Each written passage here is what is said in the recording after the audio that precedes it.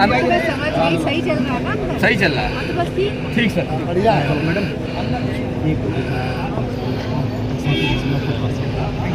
37.कुछ% आया 1 बजे नगर की है। मतदान जिस तरीके से लोग बाहर कम निकल के आ रहे हैं, क्या सकता है?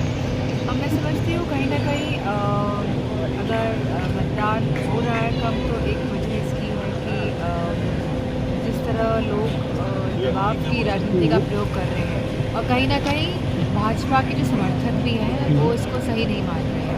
तो ये वेरी मच पॉसिबल है कि भाजपा के समर्थन में ही लोग निकल के भागे। मैडम, लगातार जिस तरीके से ठोसले वादे किए जा रहे हैं, ये कहा जा रहा था निष्पक्ष और निर्भीक होकर चुनाव कराया जा रहा है, लगातार सुबह से एक पूरी तरह एक षड्यंत्र चल रहा है देश में ही। किसी भी तरह देश के लोकतंत्र को नष्ट कर दिया जाए, संविधान को भी नष्ट कर दिया जाए और कहीं ना कहीं ऐसी ताकतें देश में हावी हो जाए, क्योंकि हमने देखा है कि पिछले 10 सालों में कहीं ना कहीं हमारा देश पिछड़ गया है।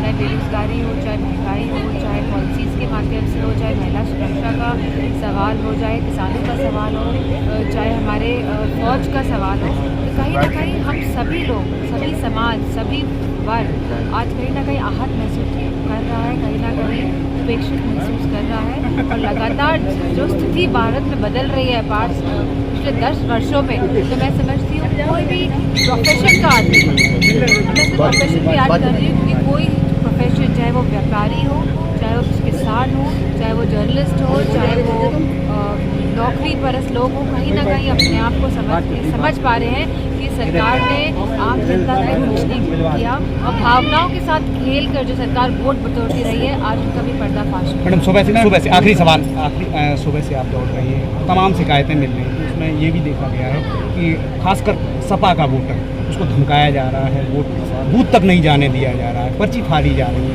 क्या? क्योंकि बुरी तरह हार रहे हैं ये लोग, कहीं ना कहीं घबराहट भी है और जिस तरह का जो साथ मिला था यहाँ के कैंडिडेट को, तो मैं समझती हूँ कि उसका भी प्रभाव है कि प्रशासन थोड़ा सी ढिलाई दिखा रहा है, लेकिन हमारे कार्यकर्ता बहुत मजबूती के साथ